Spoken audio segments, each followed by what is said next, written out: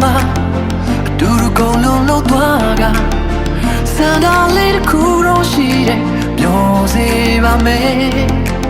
ဘဝဟာမောပန်းစရာပြင်းနေလူသားစုညာနဲ့မျိုးပြလေပူပစရာတွေနဲ့ပြင်းနေခေနေမပြောပါခွေအိမ်မလေးတစ်ခုရဲ့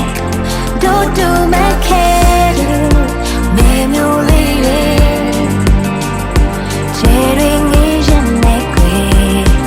စိတ်ကူးထားခဲ့တယ်တောင်ပေါ်ရွာလေးတွေကိုမိုက်ချမ်းလေးနဲ့လိမ်မောဆိုင်ခင်းငယ်ချင်ရတဲ့မင်းနဲ့ခွေးလေးလည်းမွေးနေအေးချမ်းတဲ့ဘဝရဲ့တောင်ပေါ်ရွာလေးတွေကိုမိုက်ချမ်းလေးနဲ့နေကြရပြိုးမေချင်ရတဲ့မင်းနဲ့အချစ်လေးလည်းညီနဲ့ရိုးရှင်းဆုံးဘဝနဲ့ညီမေ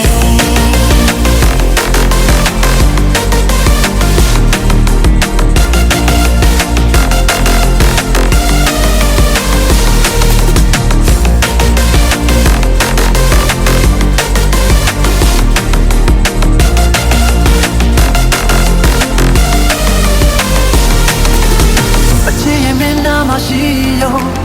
အရာရာလုံးကြုံလို့ပြေဆုံးစံဖြူကအိုးမင်းသွားခဲ့တဲ့တိုင်ကျင်နာပါမယ်